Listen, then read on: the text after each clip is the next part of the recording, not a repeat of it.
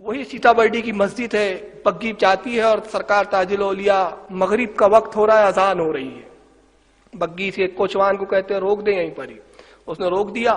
روکنے کے بعد اچھا ایک بات اور میں عرض کرتا چلوں کہ حضرت بابا یوسف شاہ فرماتے ہیں کہ کوچوان کو یہ حکم تھا حضرت کا، گھوڑے کو آزاد چھوڑ دیتا تھا، اپنی مرضی سے وہ چلاتا نہیں تھا گھوڑے کو، وہ جدھر جی چاہتا گھوڑے ادھر ہی چلتے رہتے تھے۔ چنانچہ وہ مسجد کے پاس گھوڑے آ گئے، حضرت نے فرمایا ان کو روک دے، اس نے روک دیا۔ آپ بگی سے تشریف لاتے ہیں، اذان تو مکمل ہو چکی تھی، امام صاحب مصلی پہ بیٹھے تھے، بس اقامت کا انتظار ہو رہا تھا کہ ادھر اقامت ہو اور نماز پڑھائی جائے۔ جیسی لوگوں نے دیکھا سرکار تاج الاولیاء تشریف لائے ہیں، سب ادب سے کھڑے ہو گئے، ہاتھ باندھ کے۔ کھڑے ہونے کے بعد امام صاحب بھی آگے بڑھے، دست بوسی کی، کہا سرکار ذہ نصیب شہنشاہ ولایت شہنشاہ ہفت اقلیم ہاں تشریف لایا ہے، حضور آپ ہی نماز پڑھائے، ہم خادم آپ کی اقتدا میں نماز پڑھیں گے۔ مصلی پہ کھڑے کر دیا، اب حضرت نماز پڑھانا شروع کرتے ہیں۔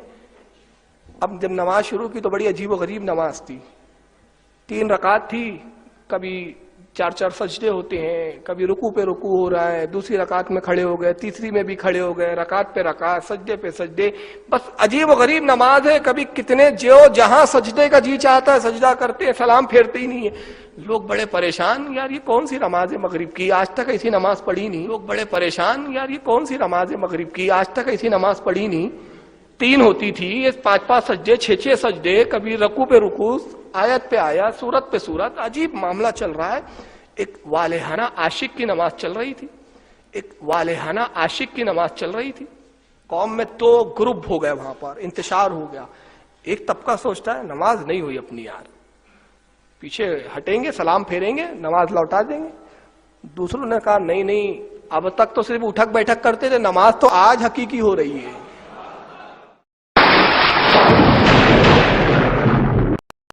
دوسروں نے کہا نہیں، اب تک تو صرف اٹھک بیٹھک کرتے تھے، نماز تو آج حقیقی ہو رہی ہے۔ اب تک تو صرف اٹھک بیٹھک کرتے تھے، نماز تو آج حقیقی ہو رہی ہے۔ یہی نماز کی معراج ہے، اور آج کی نماز تو ایسی قبول ہے کہ اسی نماز کے عوض بخش دیے جائیں گے۔ دل میں عقیدت تھی، نماز لوٹانے کے خیال قطن نہ آیا۔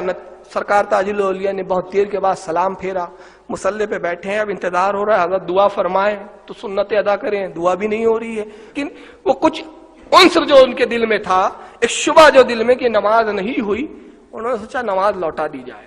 وہ آئے اور انہوں نے نماز لوٹانا شروع کیا۔ ادھر سرکار بیٹھے رہے بہت دیر تک، ادھر ان کی نماز ختم ہوئی۔ جیسے ہی نماز ختم ہوئی تو حضور تاج الاولیاء اچانک جھٹکے کے ساتھ، تیزی کے ساتھ مصلی سے بغیر دعا کیے ہوئے اٹھتے ہیں اور بگی کی طرف جا رہے ہیں۔ جب جانے لگے تو ان لوگوں نے آپ کو پکڑ لیا، بیچ میں ان کو گھیر لیا۔ سرکار کا حضور مانا کہ آپ ایک بزرگ ہیں، لوگ آپ کو ولی کہتے ہیں، مگر ولی ہو کر ایسی نماز آج تک ہم نے ایسی نماز نہ پڑھی۔ یہ کون سی نماز تھی جس میں کئی سجدے تھے اور کئی رکوع تھے اور کئی رکعتیں؟ ایسی نماز تو ہم نے نہیں پڑھی۔ آپ مسکرا دیے، مسکرانے کے بعد بگی کی طرف بڑھے، واپس پلٹتے ہیں، ایسے آتے جیسے گویا اب جواب دینا ضروری سمجھ رہے ہو۔ آ کے فرماتے ہو جی بابو، جیسا کتاب میں لکھا تم ویسی نماز پڑھتے، اور جیسا کتاب والا بولتا تاج الدین ویسی نماز پڑھتا ہے۔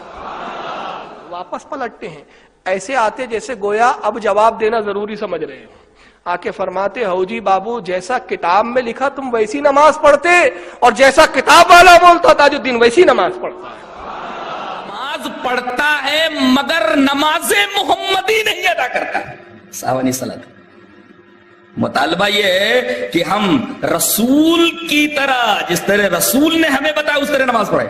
مسند احمد کی وہ روایت تو آپ کے سامنے ہے، صلو کما رأیتمونی اصلی۔ عجیب بات تو یہ ہے کہ یہ سورہ کریمہ جس لفظ سے شروع ہو رہی ہے نا، نماز میں بھی وہی لفظ موجود ہے، رأیتا کا، رأیت الذی یکذب بالدین، وہی لفظ یہاں بھی ہے، صلو کما رأیتمونی اصلی۔ تم اسی طرح نماز پڑھو جس طرح تم نے مجھے نماز پڑھتے ہوئے دیکھا ہے، کسی اور کی نماز نہیں چلے گی۔ محمد صلی اللہ علیہ وسلم نے جو نماز پڑھی ہے وہ نماز چلے گی۔ دلیل ایک حدیث پڑھ دیتا ہوں میں، وعن حذیفہ رضی اللہ تعالی عنہ، جبکہ میں تقریر میں حدیثیں پوری پڑھتا ہوں، یہ تو تفسیر ہے.